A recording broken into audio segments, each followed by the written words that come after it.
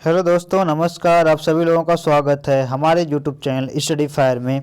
दोस्तों, आज मैं लेकर के आया हूँ आप सभी लोगों के लिए 6 दिसंबर 2021 का current affair with static GK के साथ दोस्तों, जो कि आपके लिए मोस्ट इम्पॉर्टेंट होगा। आप सभी लोग जानते होंगे कि आरआरबी एनटीपीसी सीबीटी 2 का एग्ज़ाम डेट आ गया है, तो आप सभी लोग जी जान लगा के लग जाइए अपने सीबीटी 2 एग्ज़ाम में। उसमें जो है करंट अफेयर आप सभी लोगों के लिए बहुत ही अच्छा रोल प्ले करने वाला है, जो कि 10 से 12 क्वेश्चन मान के चलिए कि करंट अफेयर से आने वाले हैं सीबीटी 2 में आरआरबी एनटीपीसी के दोस्तों।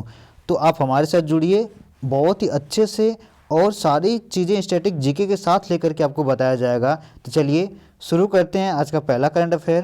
पहला क्या है, एडीबी ने भारत की स्कूली शिक्षा में सुधार लाने के लिए कितने मिलियन डॉलर ऋण की मंजूरी दी है दोस्तों। तो कितने ऋण की मंजूरी दी है, तो 500 मिलियन डॉलर की मंजूरी दी है। अब एडीबी का जिक्र है तो देखते हैं कि एडीबी की स्थापना कब हुई है। एडीबी का फुल फॉर्म सभी लोग जानते होंगे कि एशियन डेवलपमेंट बैंक होता है। इसकी स्थापना हुई थी 19 दिसंबर 1966 में हुई थी दोस्तों, ठीक। और इसका मुख्यालय कहाँ पर है, तो इसका मुख्यालय मनीला में है दोस्तों। मनीला के मैनडेलियोंग में है, मैनडेलियोंग में इसका मुख्यालय। कई बार क्या हुआ है, अभी तक तो पूछा गया है कि इसका हेडक्वार्टर कहाँ, तो सभी लोगों ने क्या मार दिया है, ऑप्शन में हमेशा मनीला रहता है दोस्तों। आप सभी लोग जानते हैं कि जिस तरह से लेवल बढ़ रहा है एग्जाम का, आपसे मनीला ना दे करके ये ऑप्शन में दे सकता है, तो आप सभी लोग कंफ्यूज हो जाएंगे उसका एग्जैक्ट आंसर क्या होगा। तो आप सभी लोग ध्यान रखें कि इसका आंसर ए भी आपसे ऑप्शन में आपको ऑप्शन में दे सकता है, ठीक। अब इसका उद्देश्य क्या था, तो इसका उद्देश्य पर्पस क्या है एडीबी का, सोशल एंड इकोनॉमिकल डेवलपमेंट। इसका उद्देश्य क्या है, सोशल एंड इकोनॉमिकल डेवलपमेंट दोस्तों, ठीक। इसके एडीबी के साथ कितने देशों की मेंबरशिप है, तो कुल 68 कंट्री का 68 देशों की मेंबरशिप है एडीबी के साथ, ठीक। चलते हैं अपने अगले क्वेश्चन पर। अगली करंट अफेयर क्या है, किस बैंक में महिलाओं के लिए बचत योजना लॉन्च की। किस बैंक ने महिलाओं के लिए बचत योजना लॉन्च की है, तो किस बैंक ने लॉन्च की है दोस्तों, तो फेडरल बैंक ने लॉन्च की है। अब फेडरल बैंक आया तो देखते हैं इसकी स्थापना कब हुई है, तो फेडरल बैंक की स्थापना हुई थी 1931 में, ठीक। इसका मुख्यालय कहाँ है, तो केरल के अवला जिले में है इसका मुख्यालय, ठीक। और इसकी टैगलाइन क्या है फेडरल बैंक की, तो फेडरल बैंक की टैगलाइन है योर परफेक्ट बैंकिंग पार्टनर, ठीक दोस्तों। ये है फेडरल बैंक की दोस्तों। आपका क्वेश्चन है, साल 2024 तक भारत में कुल कितने परमाणु रिएक्टर होंगे, तो दोस्तों भारत में कुल कितने परमाणु रिएक्टर 2024 तक हो जाएंगे, तो कुल 9 हो जाएंगे। अभी तक हमारे भारत में कुल कितने परमाणु रिएक्टर हैं, तो कुल 8 हैं दोस्तों, ठीक। तो अब जो अगला बनाया जाएगा परमाणु रिएक्टर, वो कौन सा होगा, किस राज्य में बनाया जाएगा, तो हरियाणा के गोरखपुर में बनाया जाएगा दोस्तों, जो कि दिल्ली से कितना किलोमीटर दूर है, 150 किलोमीटर की दूरी पर दोस्तों। आप लोग इसे ध्यान रखिएगा, कहाँ पर बनाया जाएगा, हरियाणा के गोरखपुर में। अब आता है कई एग्जामों में आपसे पूछा गया है कि भारत का पहला परमाणु रिएक्टर कौन सा है, तो पहला परमाणु रिएक्टर क्या है, अप्सरा। कौन सा है, अप्सरा है। इसकी स्थापना कब हुई थी, तो 1956 में हुई थी दोस्तों। अब कई बार आपसे पूछ लिया गया एग्जाम में कि पहला परमाणु रिएक्टर कौन सा था, अप्सरा कहाँ पर है, 1956, सभी लोगों को याद है, ठीक। अब आपसे पूछा जा सकता है कि भारत का दूसरा परमाणु रिएक्टर कौन सा है, ठीक। तो वो कौन सा है, तो दूसरा है साइरस। इसकी स्थापना 1960 में हुई थी दोस्तों। जो पहला परमाणु रिएक्टर था इसे भारत ने बनाया था, लेकिन इसमें जो ईंधन मंगाया गया था वो ब्रिटेन से मंगाया गया था। लेकिन जो दूसरा बनाया गया था परमाणु रिएक्टर, इसको कनाडा की सहायता से बनाया गया था दोस्तों, ठीक। अब कई बार आपसे पूछा गया है कि परमाणु ऊर्जा आयोग की स्थापना कब हुई है, तो परमाणु ऊर्जा आयोग की स्थापना हुई है 1948 में, ठीक। और एक क्वेश्चन आता है जो कि बहुत ही कंफ्यूजिंग होता है इन दोनों से रिलेटेड, कि परमाणु ऊर्जा विभाग की स्थापना कब हुई है। तो इन दोनों में आप सभी लोग कंफ्यूज होते हैं, आप सभी लोग इसे ध्यान दीजिए इन दोनों पर। परमाणु ऊर्जा आयोग की स्थापना कब हुई है, 1948 में, लेकिन परमाणु ऊर्जा विभाग की स्थापना कब हुई है, तो 1954 में हुई है, ठीक। और उसी टाइम में बार की भी स्थापना हुई है, तो बार की स्थापना कब हुई है, तो 1954 में हुआ, ठीक। तो भारत में जो है दोस्तों, एक अगला पॉइंट क्या है कि भारत में कुल 8 विद्युत गृह हैं, उसमें कुल कितने परमाणु रिएक्टर हैं, तो 22 परमाणु रिएक्टर सक्रिय हैं दोस्तों, ठीक। अब हमारे कुल 8 न्यूक्लियर पावर प्लांट हैं, अभी तक तो उन 8 को देखते हैं कि कौन कौन से किस किस जिले में है या किस किस राज्य के किस जिले में है। ठीक, तो चलिए देखते हैं। तो ये है अपने परमाणु विद्युत गृह का नाम। तो पहला क्या है, तारापुर। तो ये कहाँ पर, महाराष्ट्र के पालघर जिले में। इसकी स्थापना कब हुई थी, तो 1969 में हुई थी, 1969 में हुई थी। इसकी किसकी सहायता से हुई थी, तो यूएसए की सहायता से दोस्तों ये बना था, ये तारापुर परमाणु रिएक्टर। ठीक, दूसरा है रावत बाटा। रावत बाटा कहाँ पर, राजस्थान के चित्तौड़गढ़ में है। इसकी स्थापना कब हुई थी, तो 1973 में हुई थी। किसकी सहायता से हुई थी, कनाडा की सहायता से हुई थी। अब तीसरा है काकरापारा। काकरापारा कहाँ पर है, तो गुजरात के सूरत जिले में है। इसकी स्थापना 1993 में हुई थी। ठीक, और सबकी इसकी क्षमता क्या है, तो जो पहला है तारापुर वाला, इसकी क्षमता है 1400 मेगावाट। जो रावत बाटा है इसकी क्षमता कितना है, 1180 मेगावाट है दोस्तों। और जो काकरापारा सूरत का है इसकी क्षमता कितनी है, तो इसकी क्षमता है 440 मेगावाट। और चौथा है जैतपुरा। इसकी ये किस राज्य में है, तो महाराष्ट्र के रत्नागिरी में है। इसकी भी स्थापना कब हुई है, 1972 में इसकी स्थापना हुई है। और यह जो है सबसे ज़्यादा क्षमता वाला है, 9900 मेगावाट का ये इसकी क्षमता है, जो महाराष्ट्र के जैतपुरा में है दोस्तों। जैतपुरा जो परमाणु रिएक्टर है रत्नागिरी में, ये सबसे अधिक पावर क्षमता वाला है। ठीक, अगला है दोस्तों नरौरा। नरौरा कहाँ पर, उत्तर प्रदेश के बुलंदशहर में है। इसकी स्थापना कब हुई थी, तो 1989 में हुई दोस्तों। ठीक, और यह कितने क्षमता का है, तो यह है 440 मेगावाट का। ठीक, अगला है कलपक्कम दोस्तों। कौन सा, कलपक्कम है। कलपक्कम कहाँ पर है, तो तमिलनाडु के कांचीपुरम में है। इसकी स्थापना कब हुई थी, तो 1989 में इसकी भी स्थापना हुई थी। और यह भारत द्वारा निर्मित किया गया था। इसकी भी क्षमता 440 मेगावाट है दोस्तों। ठीक, अगला है सातवां वाला कैगा। कैगा कहाँ पर है, कर्नाटक के उत्तर कन्नड़ जिले में है। इसकी स्थापना सन 2000 में हुई थी। इस और किस देश की सहायता से हुई थी, तो फ्रांस की सहायता से बनाया गया था। और इसकी क्षमता कितनी है, तो 840 मेगावाट है। अगला है कुडानकुलम। यह तमिलनाडु के तिरुनेवेली जिला में स्थित है। इसकी स्थापना 2017 में हुई थी। ठीक, और किसकी सहायता से हुई थी, तो रूस की सहायता से। और इसकी जो क्षमता होगी वो कितना होगी, 2000 मेगावाट होगी। ये 8 जो है परमाणु रिएक्टर है। और नवा कहाँ पर बनाया जा रहा है, तो हरियाणा के गोरखपुर में बनाया जा रहा है। ठीक दोस्तों, तो चलिए अब अपना अगला क्वेश्चन देखते हैं, अगली करंट अफेयर, जो कि दोस्तों ये सारे आप सभी लोगों के लिए मोस्ट इंपॉर्टेंट है। आप सभी लोग कहीं पर नोट डाउन कर लीजिएगा। ठीक, चलिए अगला क्वेश्चन देखते हैं। अगला क्वेश्चन क्या है, उत्तर प्रदेश के किस जिले में दूरदर्शन केंद्र के अर्थ स्टेशन का उद्घाटन किया जाएगा। दोस्तों इस पर ध्यान दीजिए, क्या अर्थ स्टेशन का उद्घाटन किया जाएगा, तो कहाँ पर किया जाएगा, उत्तर प्रदेश के किस जिले में, ये गोरखपुर। दोस्तों वो गोरखपुर जो था एक स्थान है हरियाणा का। ठीक, लेकिन ये जो है उत्तर प्रदेश का गोरखपुर जिला है, जहाँ से उत्तर प्रदेश के मुख्यमंत्री आदित्यनाथ योगी आते हैं। ठीक, अब इसका उद्घाटन किन दो लोगों ने किया था, तो इसका उद्घाटन जो केंद्रीय सूचना और प्रसारण मंत्री हैं अनुराग सिंह ठाकुर। दोस्तों आप सभी लोग याद रखिएगा, जो अनुराग सिंह ठाकुर हैं ये खेल मंत्री हैं और इसके साथ साथ केंद्रीय सूचना और प्रसारण मंत्री भी हैं। ठीक, और इनके साथ उत्तर प्रदेश के मुख्यमंत्री आदित्यनाथ योगी, इन दोनों लोगों ने मिलकर के इसका उद्घाटन किया। ठीक, आगे चलते हैं अपने अगले क्वेश्चन पर। अगला क्वेश्चन क्या है, अच्छा दोस्तों इससे कुछ रिलेटेड जानकारी देख लेते हैं। अब उत्तर प्रदेश का जिक्र है तो आप सभी लोग जानते होंगे उत्तर प्रदेश की राजधानी कहाँ पर है, लखनऊ है। उत्तर प्रदेश में आपसे पूछता है कि वहाँ पर विधानसभा की सीटें कुल कितनी हैं, तो 403 है, जो कि पूरे भारत में सबसे ज़्यादा विधानसभा इसी राज्य में है। और आपसे पूछता है कि यहाँ पर विधान परिषद की कुल कितनी सीटें हैं, तो 100 विधान परिषद की सीटें हैं। और आपसे पूछता है कि उत्तर प्रदेश से कुल लोकसभा कुल कितनी सीटें हैं, तो उत्तर प्रदेश से लोकसभा की सीटें कुल कितनी हैं, 80 हैं।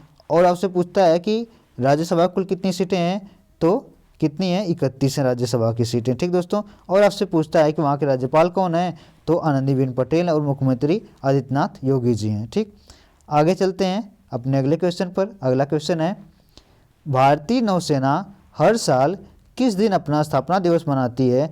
तो जो भारतीय नौसेना है हर साल 4 दिसंबर को अपनी स्थापना दिवस मनाती है। अब भारतीय नौसेना का जिक्र आया है तो दोस्तों इसकी स्थापना कब हुई थी, तो भारतीय नौसेना की स्थापना 26 जनवरी 1950 में हुई थी दोस्तों। और इससे एक इंटरेस्टिंग जानकारी ये देखते हैं क्या है, आगे लिखा है 17वीं शताब्दी के मराठा सम्राट छत्रपति शिवाजी भोसले को भारतीय नौसेना का जनक माना जाता है। क्या दोस्तों, मोस्ट इंपॉर्टेंट है, कई बार आपसे पूछा जा सकता है कि किसे भारतीय नौसेना का जनक कहा जाता है, तो जो मराठा सम्राट के छत्रपति शिवाजी भोसले थे इन्हें भारतीय नौसेना का जनक माना जाता है। अब इसके जो प्रमुख हों कौन है, इनके जो प्रमुख बदल गए हों कौन है, एडमिरल आर हरि कुमार इसके नौसेना के प्रमुख दोस्तों। अब नौसेना का जिक्र है तो हम देख लेते हैं कि भारतीय वायुसेना की स्थापना कब हुई है, तो भारतीय वायुसेना की स्थापना हुई है 1932 में, 8 अक्टूबर 1932 में। और भारतीय थल सेना की स्थापना कब हुई है, तो भारतीय थल सेना की स्थापना हुई है 1 अप्रैल 1895 दोस्तों। 1 अप्रैल 1895 दोस्तों बहुत ही पहले हुई थी। उस टाइम ब्रिटिश इंडियन आर्मी के नाम से इसकी स्थापना हुई थी। ठीक, आगे चलते हैं। अगला क्वेश्चन क्या है, अगला क्वेश्चन है तो INX और लग्जमबर्ग एक्सचेंज में कितने मिलियन डॉलर के ग्रीन बॉन्ड लिस्ट किए हैं SBI ने, तो कुल कितने मिलियन डॉलर के ग्रीन बॉन्ड लिस्ट किए हैं SBI ने, तो 650 मिलियन डॉलर दोस्तों। ठीक, अब INX का जिक्र आया है तो हम देखते हैं कि INX का फुल फॉर्म क्या है, तो INX का फुल फॉर्म है इंडिया इंटरनेशनल एक्सचेंज दोस्तों। ठीक, इंडिया एक्सचेंज, और ये LUX ऐसी है तो ये इसका फुल फॉर्म क्या है, लग्जमबर्ग स्टॉक एक्सचेंज इसका फुल फॉर्म है दोस्तों। तो इन दोनों के साथ SBI ने 650 मिलियन डॉलर के ग्रीन बॉन्ड लिस्ट किए हैं। अब INX का देखते हैं कि स्थापना कब हुई है, तो इंडिया इंटरनेशनल एक्सचेंज की स्थापना है दोस्तों। कब हुई है इसकी स्थापना, 2017 में हुई। और इसका मुख्यालय कहाँ पर है INX का, तो INX का मुख्यालय है गुजरात के गांधीनगर में दोस्तों। अगला क्वेश्चन क्या है, अगला क्वेश्चन है किसे असम राज्य का सर्वोच्च नागरिक राज्य पुरस्कार दिया गया है दोस्तों, तो किसे असम राज्य का सर्वोच्च नागरिक पुरस्कार दिया गया है, तो रतन टाटा को असम राज्य का सर्वोच्च नागरिक पुरस्कार दिया गया है दोस्तों। ठीक, राज्य को दिया गया है। और इस पुरस्कार का नाम क्या है, तो यह पुरस्कार जो है असम राज्य का पुरस्कार है, ये नागरिक पुरस्कार, सर्वोच्च नागरिक पुरस्कार है, ये असम वाइब है। ठीक, और रतन टाटा को किस लिए दिया गया है, तो रतन टाटा ने असम राज्य में कैंसर की देखभाल के लिए इन्होंने जो योगदान दिया था उसके लिए इन्हें जो है असम का सर्वोच्च नागरिक पुरस्कार दिया गया है। ठीक दोस्तों, तो असम और असम राज्य के जो राज्यपाल हैं कौन है, जगदीश मुखी हैं। और वहाँ के मुख्यमंत्री कौन असम राज्य के, तो हेमंत बिस्वा शर्मा है दोस्तों। ठीक, और कई बार आपसे पूछा जाता है असम राज्य से कि असम राज्य के नृत्य कौन कौन से हैं, तो आप सभी लोग जानते होंगे असम राज्य के जो कि मोस्ट इंपॉर्टेंट है, सारे एग्जामों में पूछे जाते हैं। तो असम राज्य का जो नृत्य है कौन सा, बिहू है, फिर कली गोपाल है, अंकिया नाट है और बगरुम्बा है। कई हैं ऐसे जो ये असम राज्य के लोक नृत्य हैं। ठीक, आगे चलते अपने अगले क्वेश्चन पर। अगला क्वेश्चन क्या है, अगला क्वेश्चन है 10वीं वार्षिक विश्व सहकारी मॉनिटर रिपोर्ट 2021 में पहले स्थान पर कौन सी संस्था है, तो पहले स्थान पर है दोस्तों इफ्को। ठीक, और इफ्को पहले स्थान पर है। और इफ्को की स्थापना कब हुई दोस्तों, 1967 में। इफ्को का मुख्यालय कहाँ पर है, तो नई दिल्ली में है दोस्तों। ठीक, आगे चलते अपने अगले क्वेश्चन पर। अगला क्वेश्चन है, अगला क्वेश्चन दोस्तों मोस्ट इंपॉर्टेंट है, OECD ने वित्त वर्ष 2022 में भारत की विकास दर कितने रहने का अनुमान लगाया है, तो OECD ने भारत की जो विकास दर है वो दोस्तों कितना रहने का अनुमान लगाया है 2022 में, तो 9.4%। अब OECD आया है तो हम देखते हैं कि OECD का फुल फॉर्म क्या है, तो OECD का फुल फॉर्म है the organisation for economics cooperation and development दोस्तों। ठीक, अब OECD का स्थापना कब हुई है, तो OECD की स्थापना हुई है 30 सितंबर 1961 में। इसका मुख्यालय कहाँ पर है, तो इसका मुख्यालय है फ्रांस के पेरिस में दोस्तों। ठीक, तो दोस्तों आज के लिए इतना है। आप सभी लोगों को पता है कि मैं जो कल पढ़ाया था उसका भी रिवीजन कराता हूँ, तो अब मैं कल के जो करंट अफेयर उनको रिवीजन करा देता हूँ, जिससे आपको कल की सारी चीज़ें आपकी रिवाइज हो जाएंगी। तो चलिए रिवीजन करते हैं कल वाला। कल का पहला क्वेश्चन क्या था, कौन सा चक्रवात उड़ीसा, आंध्र प्रदेश और पश्चिम बंगाल से टकराएगा? तो कौन सा चक्रवात टकराएगा? ए जावाद टकराएगा। ठीक दोस्तों। अगला क्वेश्चन क्या है, बांग्लादेश से किस प्रसिद्ध विद्वान का निधन हो गया? तो रफीकुल इस्लाम है जिनका निधन हो गया दोस्तों।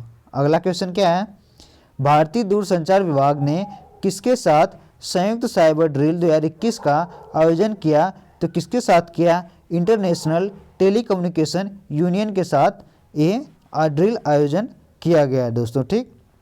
अगला क्वेश्चन है, 6 दिसंबर को भारत और बांग्लादेश किस दिवस के रूप में मनाएंगे? तो 6 दिसंबर को भारत और बांग्लादेश मैत्री दिवस के रूप में मनाएंगे दोस्तों। अगला क्वेश्चन है, किस राज्य की पुलिस को प्रेसिडेंट कलर अवार्ड से नवाजा गया? तो किस राज्य की पुलिस को नवाजा गया? तो हिमाचल प्रदेश की पुलिस को नवाजा गया। अगला क्वेश्चन है दोस्तों, कौन IMF के नंबर 2 अधिकारी के रूप में ओकामोटो की जगह लेंगी? तो कौन लेंगी? तो हमारे देश की गीता गोपीनाथन है, गीता गोपीनाथ हैं जो इनकी जगह लेंगी। अगला क्वेश्चन है, वॉलमार्ट और फ्लिपकार्ट ने MSME को समर्थन देने के लिए किस राज्य की सरकार के साथ समझौता ज्ञापन पर हस्ताक्षर किए हैं? तो मध्य प्रदेश की राज्य के साथ हस्ताक्षर किए हैं। अगला क्वेश्चन है, हॉर्नबिल महोत्सव नागा के किस विरासत गांव में मनाया गया? तो किस विरासत गांव में मनाया गया? किसामा गांव में मनाया गया दोस्तों। ठीक।